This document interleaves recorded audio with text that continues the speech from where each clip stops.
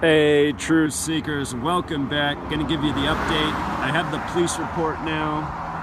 I know that what happened is, or at least according to the report, I shouldn't say I know because I wasn't here. I was in Portland, 3.5 hours south. I got the phone call a little after 8.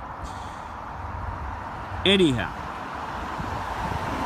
see the tracks? It's reported that the car that hit the house, after it hit, it backed up and drove off, but somebody saw it and followed it. So anyway, there's 2 sets of tire tracks here, and now I notice it because look at over here. Can you see this little imprint over here? It's obvious that the car went through here too, where this little patch of mud is, and it caught it. So anyway, that might be the path that they backed up on. And as for why this rut is so tore up here but not here, it's because there's an incline here, and just before this happened we had snowfall, so the ground, it's still soft and soggy and wet. You know, moist grass, big heavy SUV, not hard to tear up your lawn, you know. Also, what you couldn't tell from what I recorded earlier and what I didn't even notice when I first recorded it is you see this board right here? This board, which is, you know, it's over 3 feet long, this board flew all the way over that fence and landed in my neighbor's yard. So that's obviously, you know, that board felt the force of the impact of the vehicle flying through the fence. And from here to the fence is probably 40 feet, maybe 50. I should know the dimensions of my lot better, but 40 to 50 is about right. I saw a video that said it didn't look like the window broke right. It's just like, come on, you guys. How does a window break right? Could you please tell me? But anyway, you want to know a funny story?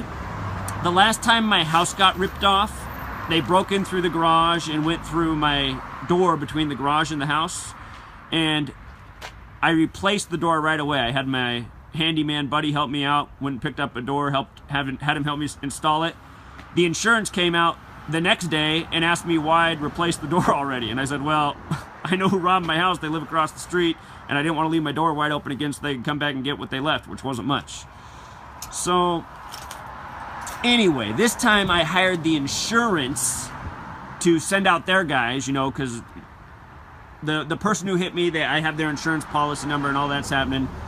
But anyhow, they sent out these 2 guys to do these repairs. These guys did not know the phrase measure twice, cut once. These guys had to use plywood from my own shed to do this job because they screwed up so many times cutting their own wood. And I just couldn't believe it. I was thinking, wow, I had to wait for these people to come out all day, and they don't even know how to do their own job.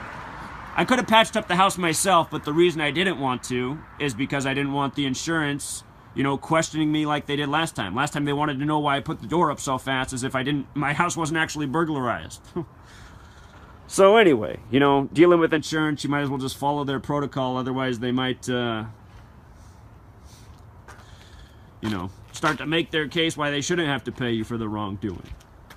You know, that's how it works in insurance. People who go and cry to the doctor and go to the therapist and claim all this stuff, they get the biggest payouts. I'm not that type of person. I will do none of that. I don't want anything extra. I just want my house fixed how it was before. But for all of you saying, like, it doesn't look like a car impacted it, look up here.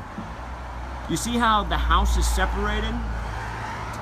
And look at down here. The house is off the foundation, and I'll show you what this looks like inside too, but I mean, the home got totally knocked off the foundation. I don't know what you guys think would happen when a car hits a house. It's not an exactly common thing. And for all of you who listen to these channels who are saying this looks like a hoax, I mean, where do these people get their expertise in investigating how it looks when a car hits a house? You know what I mean? How's it supposed to look? And again, right here, people are saying, well, why is all this in the middle of the driveway? I have a hole in the middle of the driveway, which I need to retard back up. But look at this. You see this?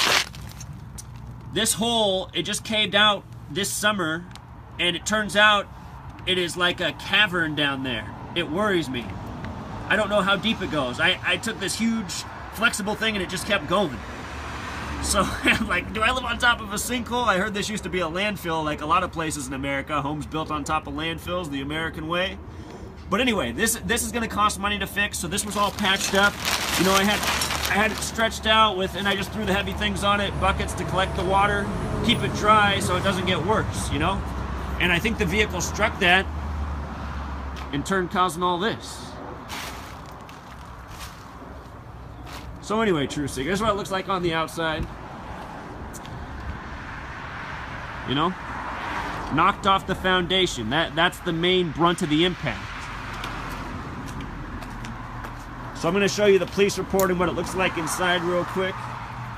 Also, you know, just somebody said these weren't tire treads. Can you see this? Can you make this out? I mean, if that's not a tire tread, what is it?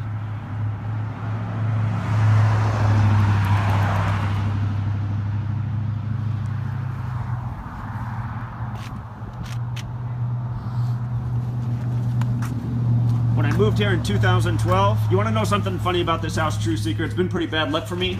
I literally bought this house on January 13th, 2012, and if you go look back at what that date was, it was a Friday.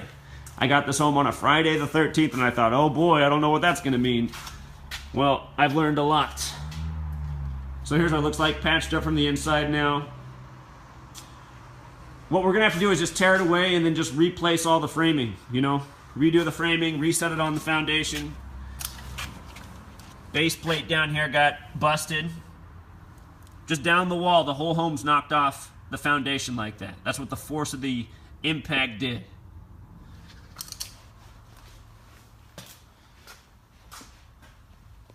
And real quick, if you're thinking, well, how come there's no skid marks? You know, that's another thing people were asking. I meant to bring that up. I asked the same thing. Why are there no skid marks? The person didn't even try to brake. It is very bizarre. But look, I'll show you in the police report. The person backed up, drove off. So let me see. Okay, date of the collision. December 24th, 2016. The time of the incident, 2000 hours. That's military time. That's the same as 8 p.m., 12 hours in the morning, plus 8 more in the evening. Like I said, I got the phone call a little bit after 8. Gave you guys the case number. A lot of people were saying that I was making this up. I mean, you guys, I'm the last person to... there we go. Got the light better now, Truth Seeker. Let's see. There's the case number, 16-30906. Total number of units, 2. A vehicle in a building, object struck building. So the date of the collision, December 24th, like we said, Christmas Eve. Literally, I was at a church service from 7 to 8 p.m., and I had not been in a church building in a long time. Went with my sister. You know, my sister and I, we've been feuding a little bit. We're trying to get back along. It's like a peace offering going to church with her. On the way home from the church, the police were calling me, but my phone was on silent in my pocket. I didn't know. When I got home and out of the car, I saw that I'd been called a bunch of times. And this is what I found out. The home had been ran into. Blows my mind.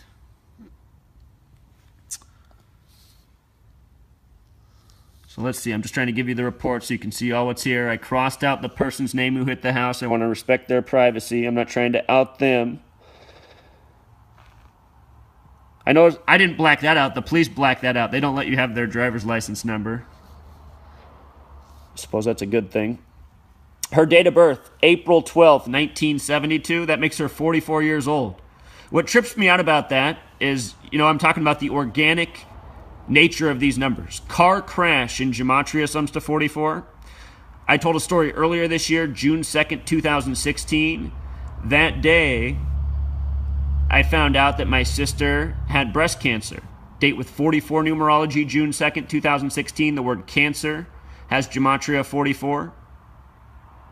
So does chemo. So does kill. That same day, I was visiting my friend before I found out about my sister, and his girlfriend was taken off. She was going to go visit her mother, who doesn't live too far away. And right after she took off, she called back to let my buddy know that she'd been in a car crash. And I was thinking, how weird, car crash, 44, date with 44 numerology. Then I found out about my sister hours later.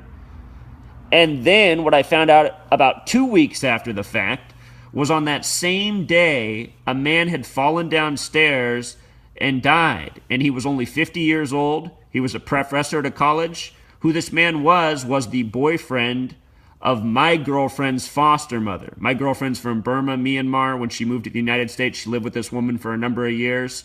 They're still friends. They still keep in touch. They see each other about once every other month. She'd been dating this man, and it was a successful relationship, and she was very happy, and he slipped and fell down some very steep stairs and fatally died on this date with 44 numerology. All three of those events, June 2nd, 2016. And just hearing about it just blew my mind. I thought, there is really something organic to this number matrix.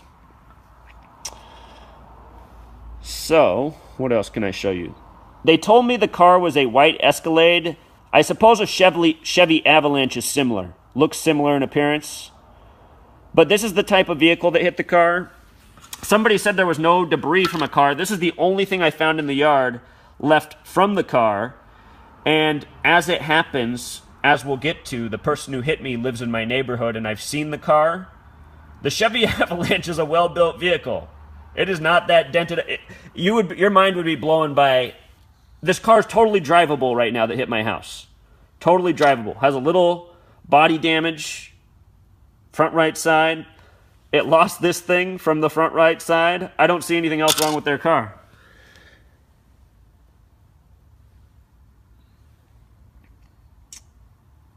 So let me get you back on the page. Where were we? There we go. Chevy Avalanche. I don't know what that style means, PK. It was towed. Damage threshold met. I wonder how they determine that. Property owner. Property owner is me. You see? That's my address. People have been posting it. You know what I noticed?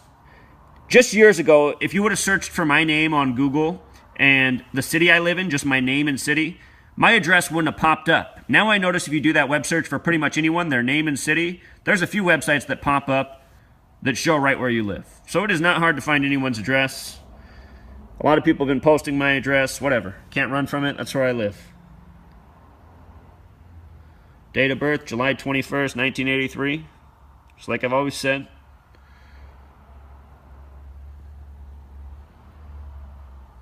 Living in Bothell. You know what's interesting? Bothell has Gematria 74. When I moved here, I didn't know what Gematria was. I might have thought somebody was crazy. And I'm from Oregon. The only state with 74 Gematria. I was in Oregon when I got told about this accident in Bothell. It blows my mind. Anyway. So that's the report. I think I showed you every millimeter of it. This is what's on the second page, and this is where it gets more interesting. So this is what happened. This person right here who's crossed out is a witness. This is who saw the wreck. This is who called 911. This person lives a couple blocks from me. They live very close too. They happened to see it. This person's born June 9th, 1985. You know what's a trip, Truth Seeker? You know what's a trip about that birthday? It has 119 numerology, like all-seeing eye. This guy was apparently the all-seeing eye for this report. That's a trip. I don't know this neighbor. Maybe I'll have to go introduce myself.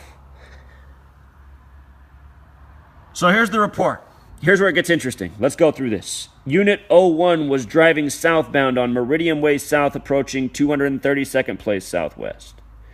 And it's a 30-mile-per-hour street. When I first moved on this street in 2012, that street probably got 2 cars per minute tops. These days, it gets, on average, probably about 10 cars a minute. There are so many people that have moved out here since I did. I got here just before it went crazy. My property value has literally doubled since the beginning of January 2012. So anyway, I don't know if that'll hold true, though, with interest rates going up. Property values might come back down. But anyway, just telling you, this area is growing like crazy. So it says the driver, who was later determined to be heavily intoxicated, drove off the roadway on the west side and onto the property located at 232nd Place Southwest. Who was? Isn't it interesting that it says later determined? I mean, what's that mean? How much later? So anyway, drove off and into my location. Unit 01 crashed through the gate of a wooden fence, continued into several ladders that were stored in the yard while they were stored along the side of the house, and struck the southeast corner of the residence. The impact caused a large hole in the corner of the house, knocked at least one wall off the foundation, shattered a large window, and completely removed a door and frame from the wall. There you go.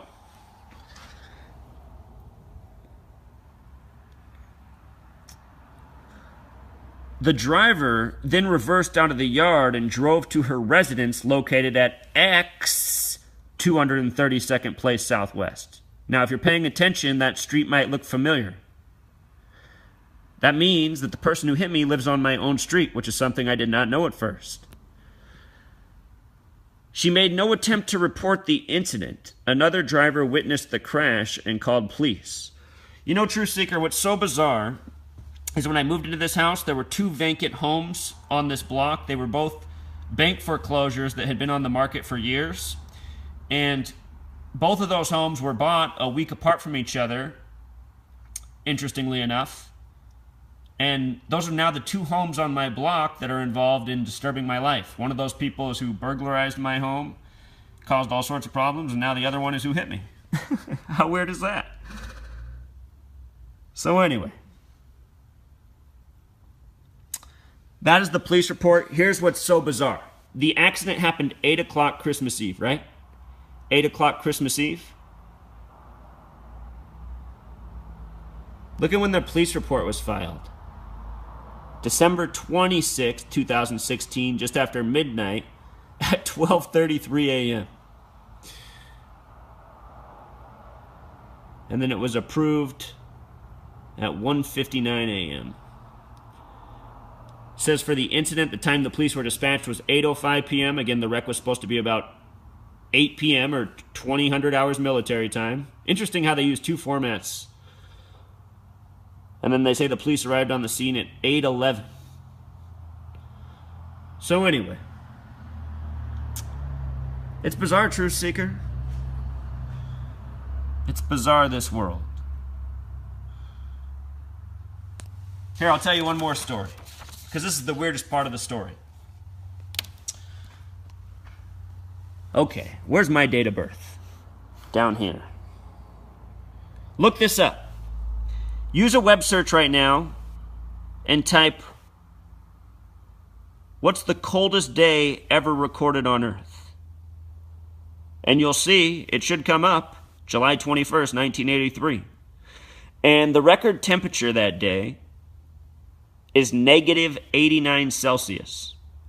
My full name in gematria equals 89. My father's full name equals 89. My mother's born September 8th. 8/9 as it's written in most parts. What's so interesting is my mother and father's birthdays are 144 days apart each year. 144 days. My father's birthday's April 18th. My mother's September 8th. 89 is the 11th Fibonacci number, and 144 is the 12th Fibonacci number. The Fibonacci numbers are supposed to be the naturally occurring numbers in the world we live in. You know, appear in leaf prints, seashell, our palm, so many things. Fibonacci sequence. 89 coded into my father, myself, my mother. Their birthday is 144 days apart. With regards to 44 and 144, I'm a Cancer astrologically. Cancer equals 44. My sister is Sagittarius, which equals 144. When you write out 44, it sums to 144. My sister's birthday is Pearl Harbor Day. Pearl Harbor Day. From her birthday, she's older than me, to my birthday is exactly 226 days. 226 days from her December 7th birthday to my July 21st birthday. If you flip the 2 and 1 around, if you write 7/21 and you write 12/7, notice how those numbers are reflections of each other. My sister's birthday and my birthday. Isn't that so weird? But anyway, our birthdays are 226 days apart. And 226 is a number connected to Saturn, the keeper of time. The number 44 and 144 have a lot to do with time. The word clock is 44. The word time is 144. Each day there's 1,440 minutes. The square root of 144 is 12, like the 12 months in the year, the 12 hours in the morning, the evening.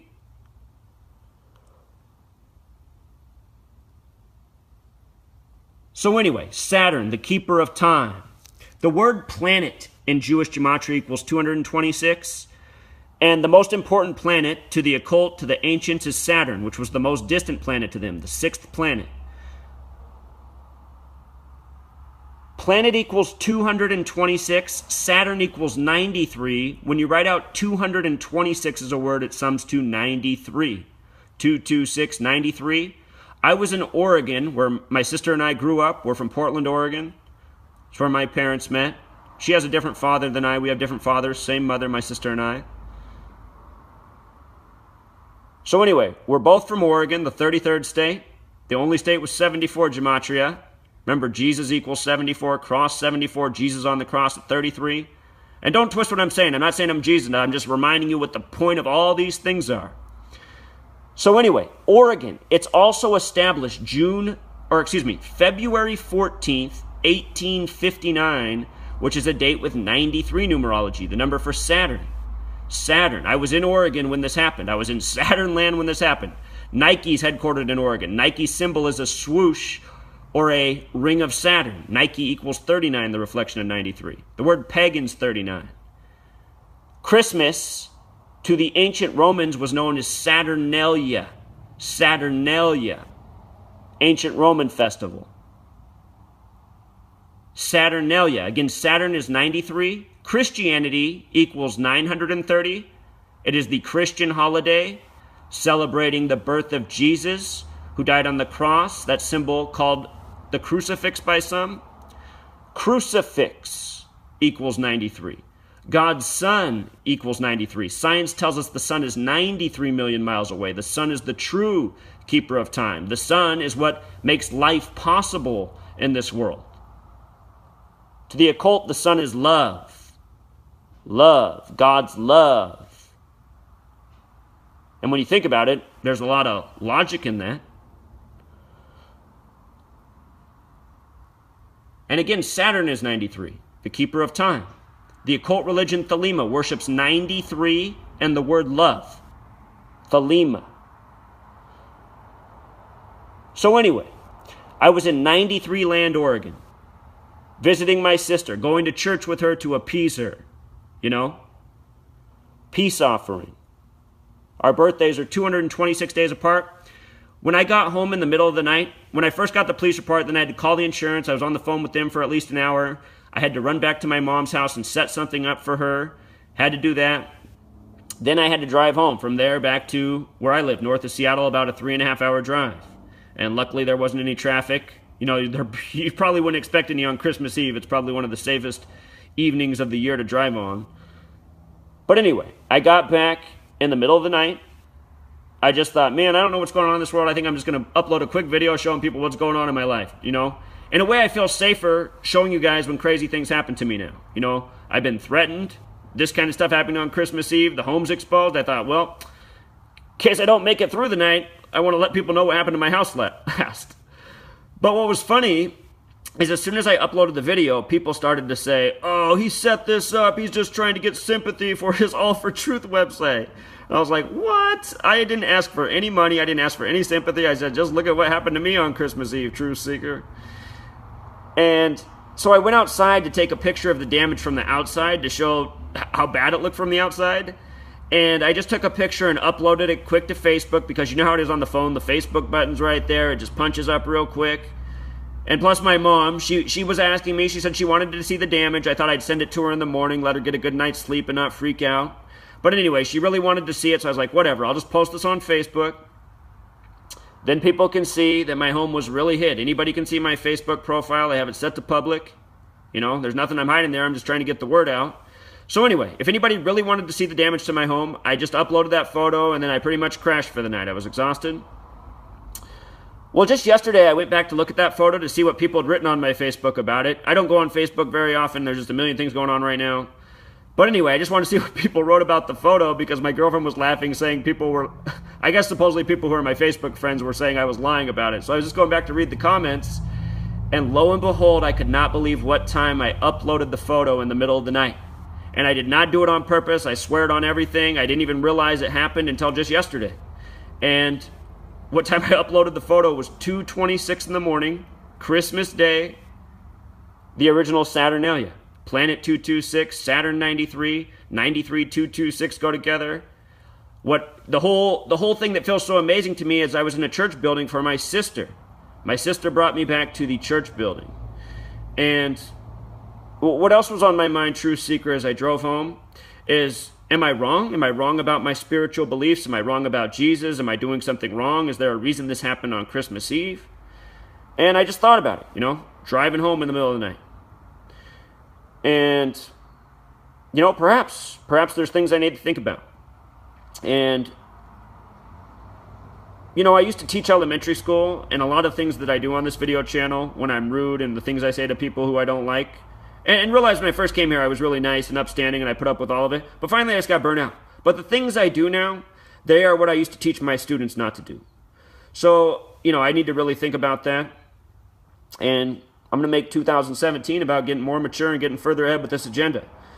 But you know, I'll keep the entertainment factor there. I know some people need the extra emotion for the entertainment, but I'm just going to keep it more fair.